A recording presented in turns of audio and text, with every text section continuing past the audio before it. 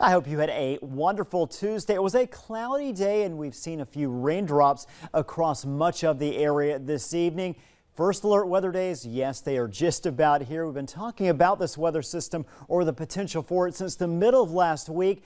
Thursday, Friday, those are the two big days. One for the opportunity of some snow. The other looks more like that cold air that is coming in. Timeline changes. What do we have for you? First of all, starting as early as tomorrow afternoon, northeast North Dakota going to start to see some snow, and we'll talk about accumulations coming here in just a minute and where we're going to see the most snow for Thursday. That's our first weather alert day. It's more of the same, only more of it. Northeast North Dakota getting, I think, a good deal of snow, especially late in the day on Thursday into the overnight hours. I think for the south it will be a rain transition to a snow rain mix and eventually all snow. So that is a timeline. Let's go ahead and get to it. First winter storm of the season. We're going to pause this. 10 p.m. tomorrow evening. Yes, this time tomorrow we are seeing some snow spreading through northeast North Dakota. It looks like just north of Grand Forks and areas north of that. For Fargo, it looks like we're going to see a little bit more rain. Then we jump into Thursday morning.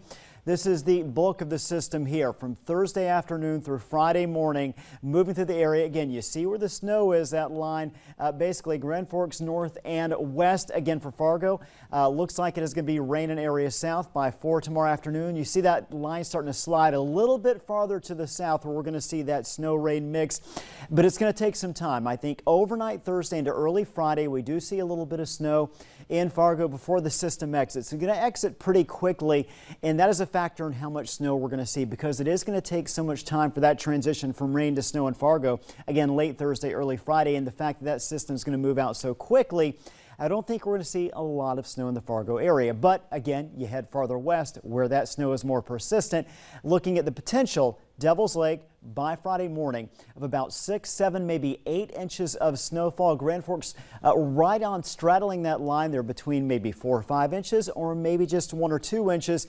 And then you look at Fargo here. Yeah, looks more than likely it's going to be no more than an inch. Could see some slick roads on Friday morning, so just be aware of that. Winter storm alerts, a warning in the western half of the state. We've got a winter storm watch, and again covers the area starting tomorrow at 7 p.m. goes through Friday at 1 p.m. This is the area where we could see 6, 7, 8 inches of snowfall. In Fargo, current conditions 44 degrees, north-northwest wind at 12.